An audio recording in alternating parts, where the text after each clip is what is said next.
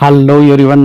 நம்ம இப்போ பெங்களூரில் பிளான்ஸ் வந்து லோட் பண்ணிட்டு இருக்கோம். இங்கே ஒரு பெரிய நர்சரியிலேருந்து பல இன்டோர் பிளான்ஸு, அப்புறம் ஃப்ளவர் பிளான்ஸு, எக்ஸாட்டிக் பிளான்ஸு எல்லாமே வந்து நம்ம வந்து லோட் பண்ணிகிட்ருக்கோம்.